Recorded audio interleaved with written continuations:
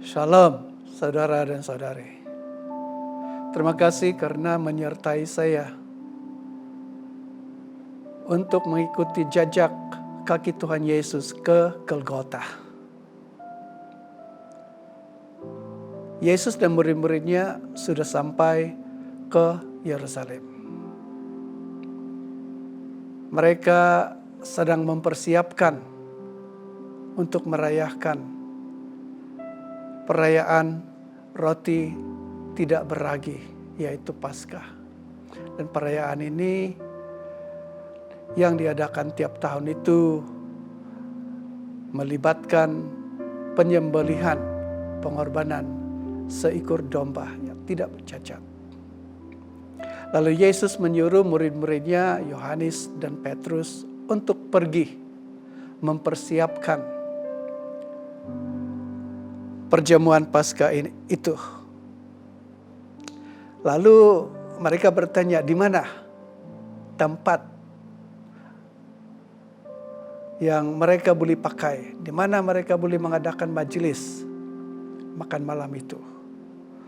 Lalu Yesus menjawab mereka, apabila kamu masuk ke dalam kota, kamu akan bertemu dengan seorang yang membawa kendi berisi air.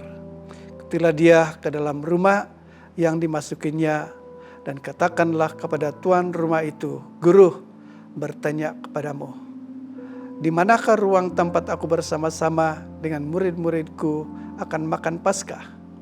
Lalu orang itu akan menunjukkan kepada kamu sebuah ruangan atas yang besar yang sudah lengkap. Disitulah kamu harus mempersiapkannya. Maka berangkatlah mereka dan mereka mendapati semua seperti yang dikatakan Yesus kepada mereka. Lalu mereka mempersiapkan Paskah. Paskah adalah satu majelis, kalaulah saya boleh katakan satu majelis. Bahkan di dalam kekristenan, Paskah yang dimana kita mengadakan perjamuan kudus adalah satu sakramen yang sangat penting, di mana kita melakukannya untuk mengingati apa yang dilakukan oleh Tuhan Yesus Kristus di salib. Pada malam Yesus bersama-sama dengan murid-muridnya, dia menyuruh murid-muridnya supaya mempersiapkan tempat. Dan persiapannya itu harus lengkap, kemas,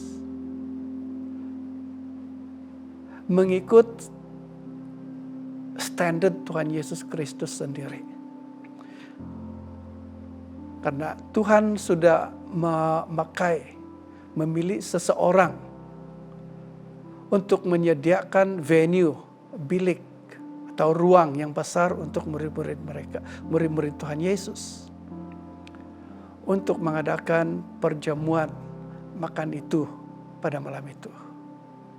Dan malam itu Yesus, waktu dia makan bersama-sama dengan murid-muridnya di tempat yang sudah disediakan itu, dia mengambil roti, mengucap syukur, memecah-mecahkannya, memberikannya kepada mereka, katanya, inilah tubuhku yang diserahkan bagi kamu.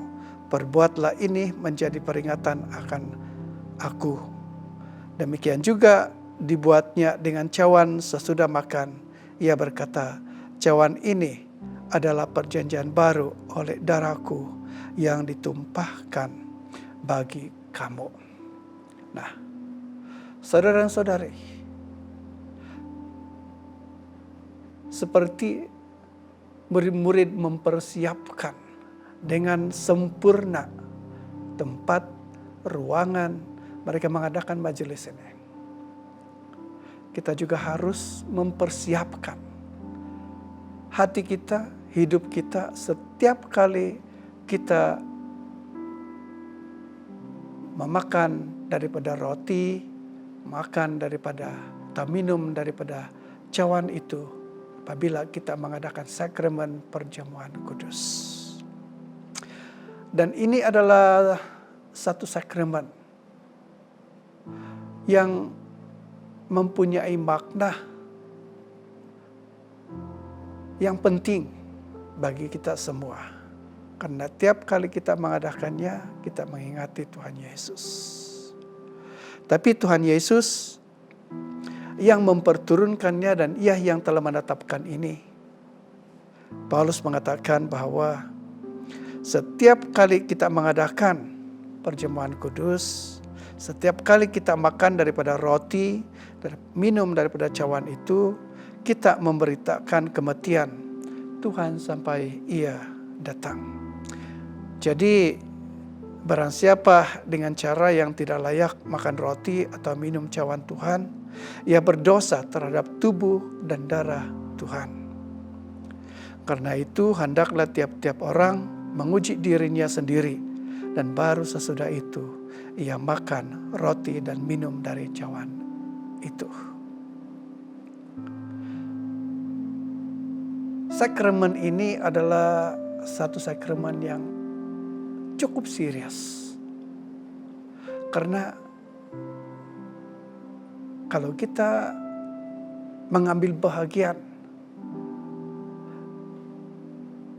dan didapati kita tidak layak mengambil bahagian, maka kita berdosa kepada tubuh dan darah Tuhan Yesus. Tiap kali kita mengadakan perjamuan kudus ini, kita menggunakan roti yang melambangkan tubuh Tuhan Yesus yang diremuk, hancur, digantung di salib itu. Darahnya atau cawan itu melambangkan darah yang tercurah, mengalir waktu Dia disalib untuk menyucikan kita daripada dosa-dosa kita. Itulah makanya saudara dan saudari, kita harus menguji hati kita. Dan Paulus mengatakan, tiap-tiap orang harus menguji diri sendiri. Kalau ada dosa, datang kepada Tuhan, minta ampun, tak disucikan, terima pengampunan, lalu baru mengambil bahagian di dalam perjamuan kudus itu. Karena ia mencerminkan perhubungan pribadi kita dengan Tuhan Yesus Kristus sendiri. Suatu pengakuan kita bahwa kita memiliki Tuhan Yesus, kita percaya kepada Dia, dan kita sudah menerima Dia sebagai Tuhan dan Juru Selamat kita.